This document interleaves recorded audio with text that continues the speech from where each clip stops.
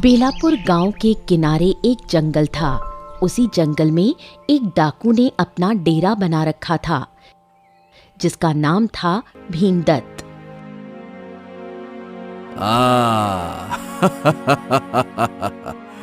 अरे ओ मंगल, तुझे पता है हमारे खाने पीने और भोजन का सामान कम होता जा रहा है और कुछ दिनों में खत्म हो जाएगा। सरदार, बहुत दिन हो गए हैं कोई बड़ा हाथ नहीं मारा है। मैं तो कहता हूँ चलो सरदार, आज गांव में बाजार का दिन भी है। ढेर सारा माल मिल जाएगा जिसे लूटकर कई महीनों तक आराम से खाएंगे। ऐसा क्या? तो चलो गांव की ओर चलते हैं। भीमदत्त अपने साथी डाकुओं को लेकर बेलापुर गांव के बाजार में घुस जाता है।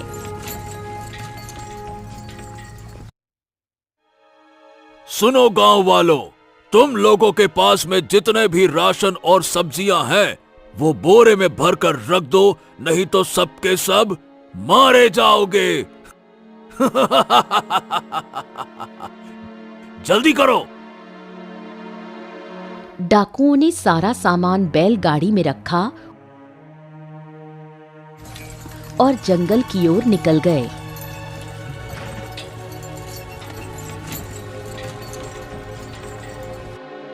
अरे पता नहीं इस अत्याचारी डाकू भीमदत्त से हमें कौन बचाएगा। इसका अत्याचार अब ज्यादा ही बढ़ गया है। हाँ भैया, तुम सही कह रहे हो।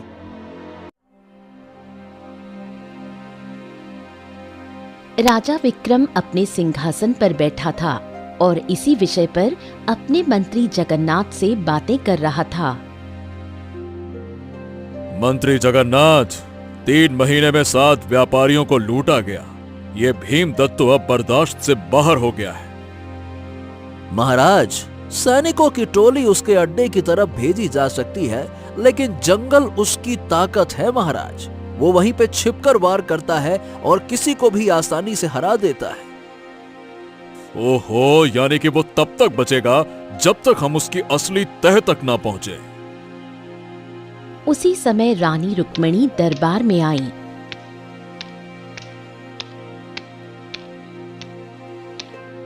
वो डाकू लगातार व्यापारियों को लूट रहा है और गांव में हमले करके लोगों की मेहनत और पसीने की कमाई को लूट रहा है। इससे हमारा राज्य कमजोर हो जाएगा स्वामी। रुक्मिणी, तुम्हारी बात तो बिल्कुल सही है, इसीलिए हम काफी चिंता में हैं।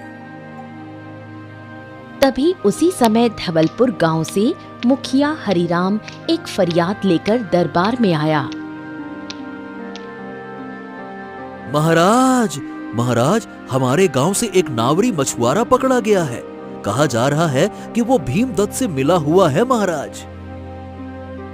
अच्छा, किस आधार पर यह आरोप लगाया गया है उस मछुआरे पर? महाराज, एक सिपाही ने उसे जंगल के पास देखा था। उसके पास 2 चमकते हुए सोने के सिक्के भी मिले जो व्यापारियों के सामान में थे। ये रहे वो सिक्के महाराज। मुखिया राजा विक्रम को सोने के सिक्के दिखाता है। ये तो वास्तव में सोने के सिक्के हैं। ठीक है, एक काम करो, उस मछुआरे को दरबार में लेकर आओ। 2 सिपाही एक दुबले पतले युवक को दरबार में लाए। उसके कपड़े पुराने और फटे हुए थे। वो था मोहन।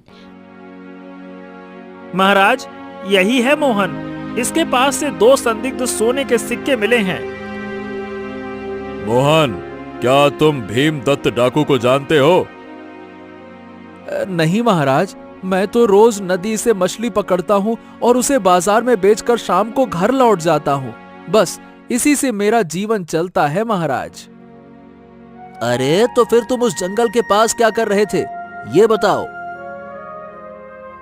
नदी वहीं से गुजरती है मालिक। महाराज, मैं तो बस जाल फेंकने गया था। सिक्के मुझे पानी में बहते हुए मिले।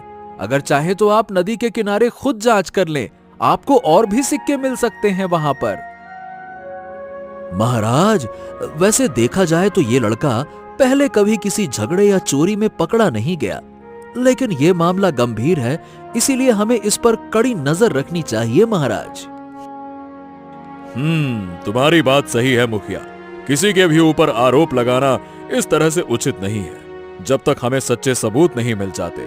ठीक है, मोहन को अभी मुक्त करो, लेकिन गांव में ही रहना होगा तुम्हें मोहन, ठीक है ना? और तुम बिना अनुमति के बाहर नहीं जा सकते। अब हमारी तुम पर कड़ी नजर है। मोहन ने सिर झुकाया और सिपाहियों के साथ बाहर चला गया। मंत्री जगन्नाथ, अगर वो डाकू हमारे गांव के लोगों को अपने लिए इस्तेमाल कर रहा है तो फिर यह तो चिंता का विषय है। महाराज, आप कहें तो मैं अपने गुप्तचर जंगल में भेजता हूं। वो जंगल में भीमदत्त की तलाश शुरू करेंगे। ठीक है मंत्री जी।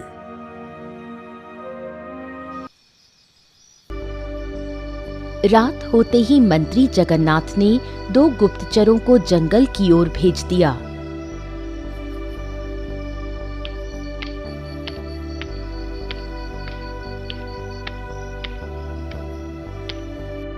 उसी रात मोहन अपने घर में चुपचाप बैठा था।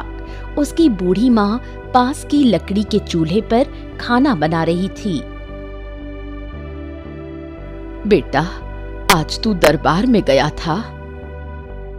हाँ माँ, मुझे सिपाही पकड़ के ले गए और बोल रहे थे कि मैं डाकुओं से मिला हुआ हूँ। बताओ भला। लेकिन उन्हें मेरे खिलाफ कोई सबूत नहीं मिला, इसीलिए उन्होंने मुझे छोड़ दिया। हमारे घर में तो कभी चोरी के पैसे नहीं आए। राजा को खुद आकर देखना चाहिए कि हम कैसे जीते हैं। दूसरी ओर मंत्री जगन्नाथ के भेजे गुप्तचर रात के अंधेरे में जंगल की ओर बढ़ रहे थे। अगर भीमदत्त इस इलाके में है तो उसका अड्डा जंगल में दक्षिणी घाटी में होगा। वहीं से सबसे ज्यादा लूट की घटनाएं हुई हैं। और वहां जाना आसान नहीं है। वो जंगल कटीली झाड़ियों और ऊबड़ खाबड़ चट्टानों से भरी है। गुप्तचर घाटी की तरफ बढ़े।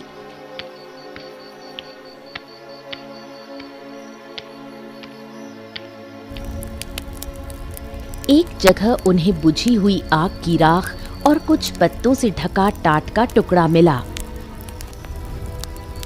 ये तो हाल ही में जलाया गया है। मतलब डाकुओं का ठिकाना यहीं कहीं आसपास हो सकता है।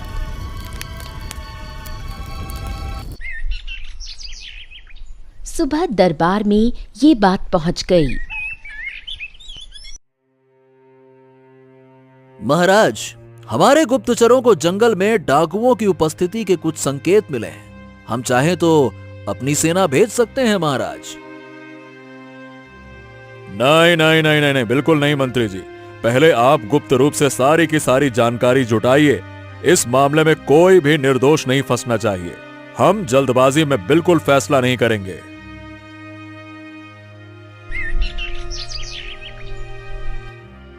दूसरे दिन सुबह मोहन फिर से नदी किनारे पहुंचा।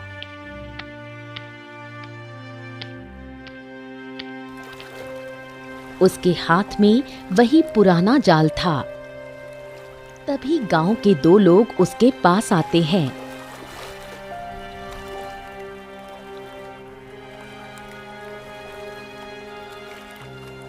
अरे मोहन, सुना है कि तुझे गांव में डाकू का साथी समझा जा रहा है।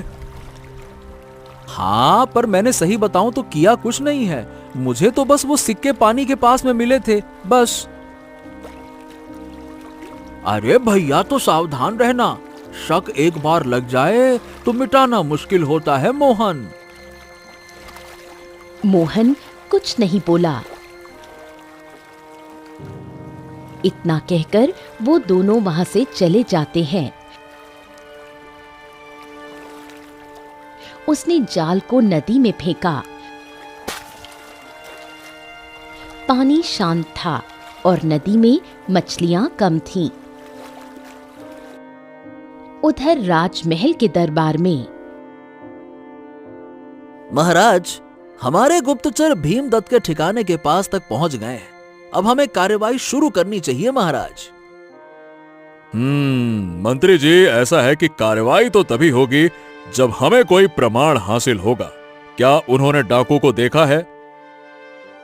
नहीं महाराज, उन्होंने किसी भी डाकू को देखा तो नहीं है, लेकिन हाँ, एक आदमी पकड़ा गया है जिससे पता लगा है कि वो उन डाकुओं के लिए खाना पहुंचाता था।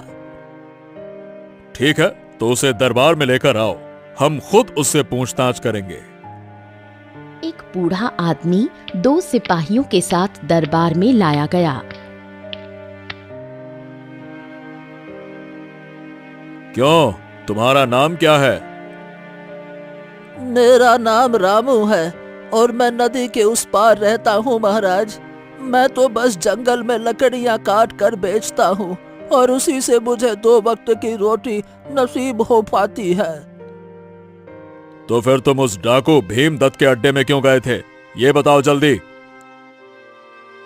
राजा विक्रम की ये बात सुनकर वो बूढ़ा आदमी डर गया। महाराज, मुझे नहीं पता था कि वो डाकू है। 2 लोगों ने मुझे पैसे दिए और कहा कि खाना छोड़ कर आऊं, तो बस मैंने वैसा ही किया। मेरी कोई गलती नहीं है महाराज। क्या वो लोग धवलपुर गांव के थे? हाँ जी महाराज, एक का नाम मोहन था शायद। वो बोलता कम था पर मजबूत था। दूसरा कौन था मुझे ठीक से याद नहीं है। ये बात सुनकर राजा विक्रम चौंक गए और दरबार में सन्नाटा छा गया। मंत्री जी, मोहन का नाम फिर से आया। अब हमें सीधी जांच करनी होगी। उसी शाम सिपाही फिर से धवलपुर गांव पहुंचे। इस बार उनके साथ मंत्री जगन्नाथ का एक गुप्तचर भी था।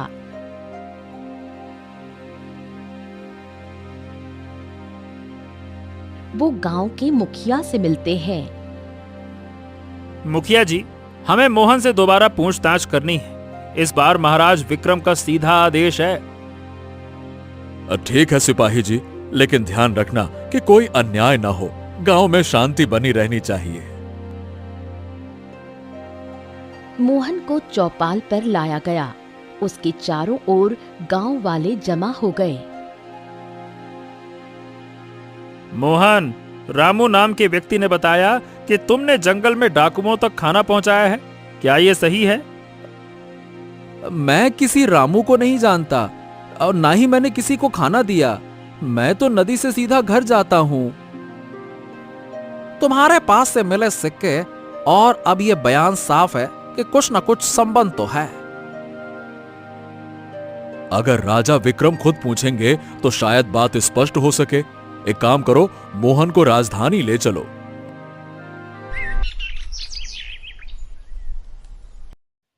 अगली सुबह मोहन को 2 सिपाही राजमहल ले गए। महल में रानी रुक्मिणी भी उपस्थित थी। मोहन, अब तुम सीधे सीधे बताओ, क्या तुमने भीमदत्त से संपर्क किया है? नहीं महाराज, मैंने आज तक किसी डाकू को नहीं देखा। मैं नदी से मछली पकड़ता हूँ, उसे बाजार में बेचकर सीधा घर लौटता हूँ। इसी से मेरा गुजर बसर होता है महाराज। अगर ये सच बोल रहा है तो इसे छोड़ देना चाहिए। महाराज, मुझे लगता है कि इसे कुछ समय के लिए नजरबंद रखकर गुप्त निगरानी में रखा जाए। ठीक है, मोहन को वापस भेजो, लेकिन उसकी गतिविधियों पर पूरी तरह से नजर रखी जाए। मोहन को गांव वापस भेज दिया गया।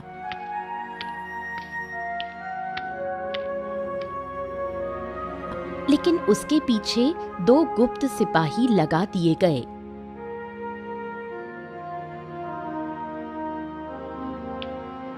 वो हर रोज उसकी गतिविधियों की रिपोर्ट महल भेजते थे।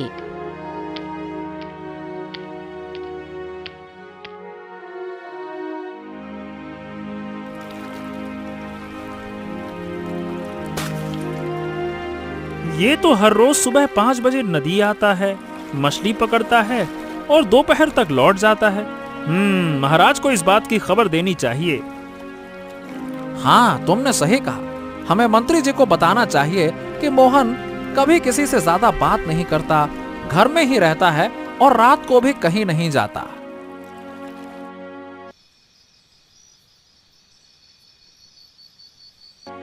दोनों सिपाही राजमहल लौट गए।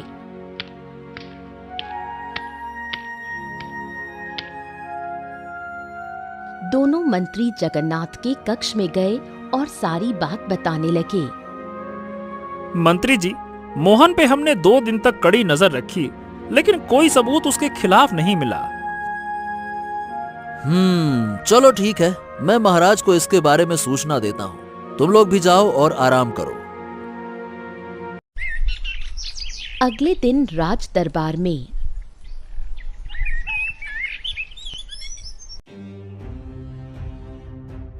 महाराज, तो बात यह है कि अब तक की निगरानी में मोहन के खिलाफ कुछ भी संदिग्ध जानकारी नहीं मिली है।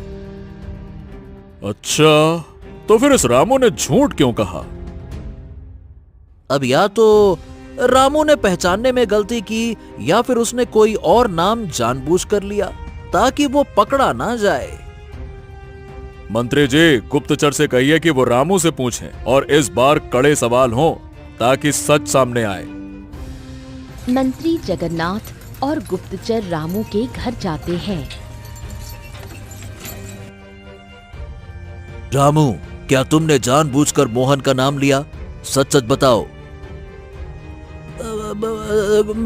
देखिए, मुझे डर था कि जिन लोगों ने मुझे खाना पहुंचाने को कहा है, उन्होंने मुझे धमकी दी थी कि अगर मुंह खोला तो मेरी झोपड़ी को जला देंगे।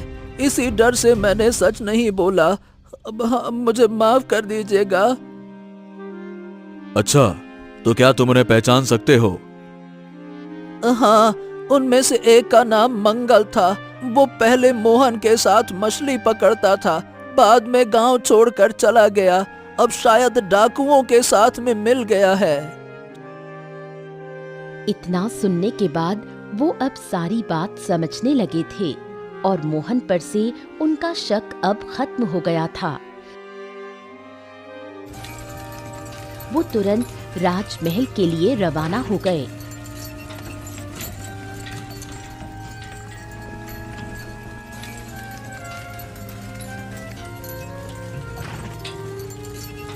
और राजा विक्रम को सारी बात बता दी। सिपाहियों, उस डाकू भीमदत्त के साथी मंगल को तुरंत खोजा जाए। इतना सुनकर सिपाही तुरंत मोहन के गांव में चले गए और मुखिया से मंगल के बारे में पूछताछ करने लगे। मुखिया जी, मंगल इस गांव में कब तक था? 3 साल पहले तक। तब वो मोहन के साथ ही नदी में मछली पकड़ता था। फिर एक दिन पता नहीं उसके दिमाग में क्या आया और वो बिना बताए डाकुओं के साथ चला गया। अच्छा, क्या उसके किसी परिजन से संपर्क हो सकता है? हाँ, उसकी बूढ़ी मौसी निचले घाट में रहती है, वहीं से शायद कुछ पता चले। सिपाही और 2 गुप्तचर उसी शाम मौसी के घर पहुंचे।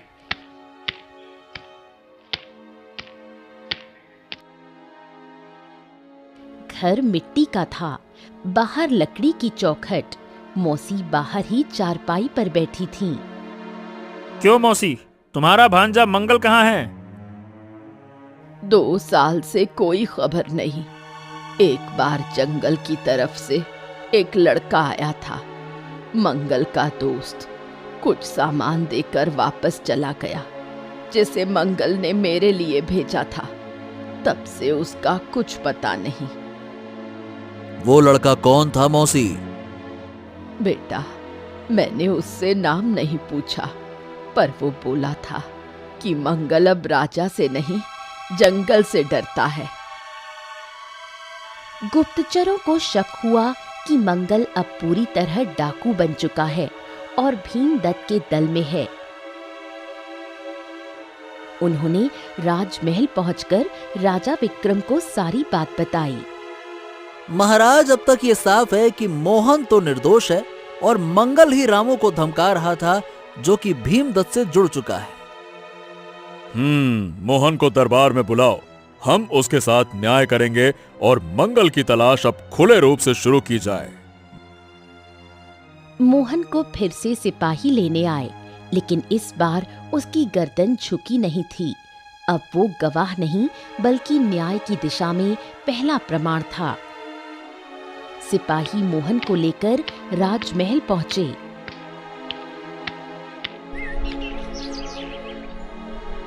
राजा विक्रम, मंत्री जगन्नाथ और रानी रुक्मिणी राजमहल के बगीचे में ही उपस्थित थे। मोहन, हमने तुम्हारे बारे में पूरी जांच की और वाकई में तुम निर्दोष हो। हमने जो तुम पर शंका की उसका हमें खेद है। अब हमें माफ कर दो। महाराज, मैंने कुछ नहीं छुपाया था। अब मैं केवल यही चाहता हूं कि मंगल पकड़ा जाए। वो गांव के लिए भी खतरा है।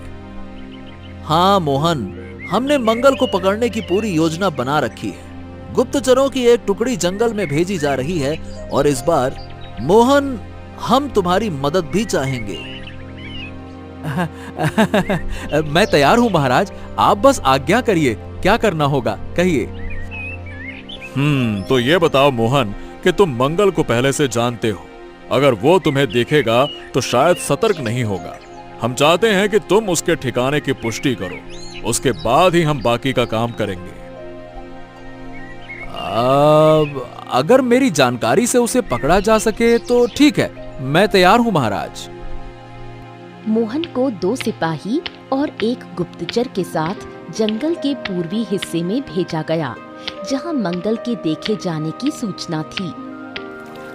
दोपहर होते होते वो उस घाटी के पास पहुंचे जहां जलधारा चट्टानों के बीच से बहती थी। इसी जगह पर मंगल को 2 बार देखा गया था। तभी गुप्तचर को पुरानी झोपड़ी दिखाई देती है। अरे मोहन, वो देखो, वहां एक झोपड़ी। ओह, लगता है कि मंगल का अड्डा मिल गया। चलो उस झोपड़ी के पास चलकर देखते हैं। चलो।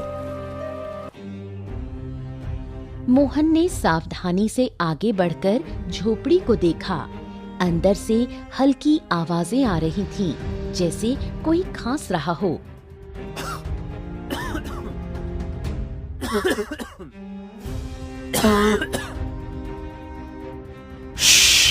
मैं आगे जाता हूं, तुम लोग पेड़ के पीछे रहो। मोहन झोपड़ी के पास पहुंचा और हल्की आवाज में बोला, मंगल, ए मंगल, मैं हूं मोहन। अब मुझे तुमसे कुछ बात करनी है, बाहर आओ। झोपड़ी के अंदर मंगल ये बात सुनकर पूरी तरह से चौंक जाता है और बाहर आकर मोहन से पूछता है, तू? अबे तू यहाँ क्या कर रहा है?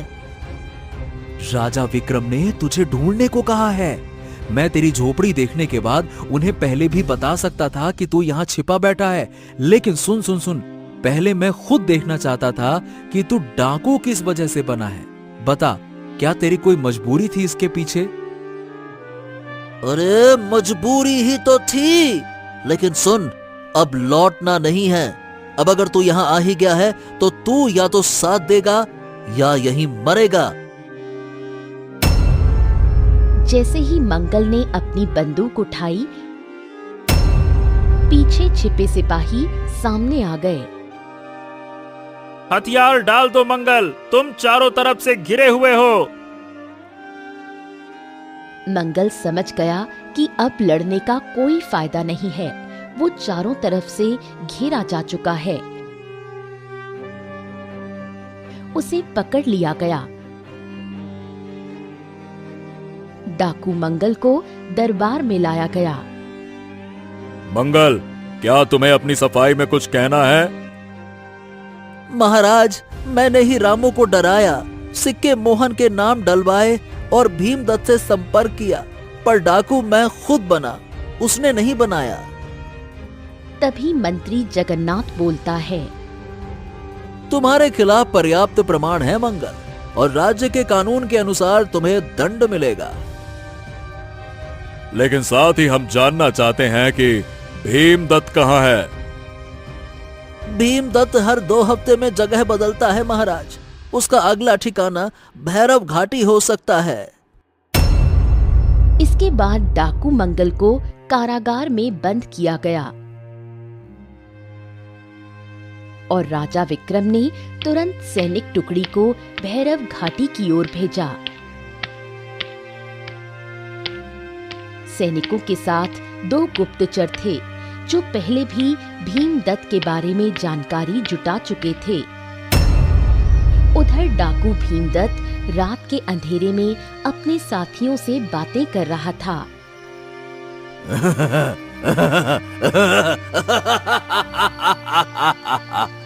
अरे रघु, सुना तुमने?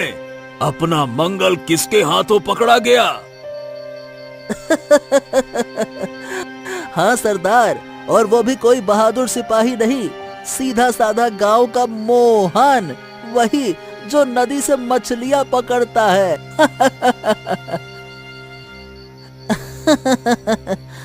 मंगल तो कह रहा था कि वो 100 आदमियों को अकेले पछाड़ सकता है।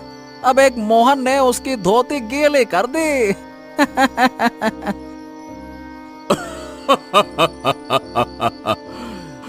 अबे डाकू कम, बंदर ज्यादा लग रहा था हमारा मंगल। अगली बार उसे मिठाई बेचने भेजेंगे, लूटपाट छोड़ो। अरे छोड़ो मंगल की बात सरदार, असली मुद्दे पे आओ। कल रात का क्या प्लान है?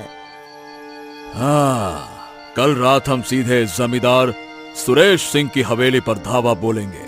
सोने की मूर्तियां, संदूक में चांदी और वो पुराना हीरा सब हमारा होगा। उधर सैनिक और गुप्तचर मिलकर डाकू भीमदत्त को पकड़ने की योजना बना रहे थे। यह जगह उसकी आदतों के अनुसार छिपने के लिए बेहतर है। झील पास है और जंगल घना। रात का समय हो गया था। थोड़ी दूर चलने के बाद उन्हें एक पुरानी गुफा दिखाई दी। तभी गुफा से एक आवाज सुनाई देती है। वो आवाज डाकू भीमदत्त की थी। भाई, इस बार जमींदार की हवेली को ऐसे लूटेंगे कि उसकी अगली 7 पीढ़ियां तक याद रखेंगी। ओ तो अच्छा, ये खूंखार डाकू भीमदत्त यहाँ छिपा बैठा है। सैनिकों ने गुफा को चारों तरफ से घेर लिया और डाकू भीमदत्त पकड़ा गया। तुम्हारे खिलाफ राज्य में कई मामले हैं। लूट, व्यापारियों पर हमला और जंगल में अवैध डेरा। मैंने जो किया वो अपनी जिंदगी के खातिर किया। कानून को जवाब दूंगा। भीमदत्त को बांधकर राज दरबार लाया गया। पूरे दरबार में सन्नाटा छा गया। अब फैसला होना था। भीमदत्त, तुम्हारे खिलाफ कई अपराधों के प्रमाण मौजूद हैं। फिर भी हम चाहते हैं कि तुम स्वयं अपनी स्थिति स्पष्ट करो। हाँ महाराज, तो बात यह है कि मैंने बचपन से गरीबी देखी। गांव में भूख थी लेकिन नौकरी नहीं मिली। जंगल में बचा, ताकत जुटाई और लूट को अपना रास्ता बनाया। लेकिन तुमने निर्दोषों की संपत्ति छीनी, राज्य के व्यापारियों को मारा, राजस्व ठप पड़ गया। अब महाराज, यही कह सकता हूं कि मुझे क्षमा कर दीजिए। मुझसे बहुत बड़ी भूल हो गई। अरे ये भूल नहीं है बेवकूफ कहीं के। तुमने जो अपराध किया है भीमदत्त, उसके लिए मेरी नजरों में कोई क्षमा नहीं है। तुमने बेगुनाहों की हत्या की है, गांव में लूटपाट किया है। सैनिकों, इस डाकू भीमदत्त को आजीवन कारावास में डाल दो। डाकू भीमदत्त को कारावास में डाल दिया गया। उस दिन के बाद गांव में सभी लोग आराम की जिंदगी जीने लगे।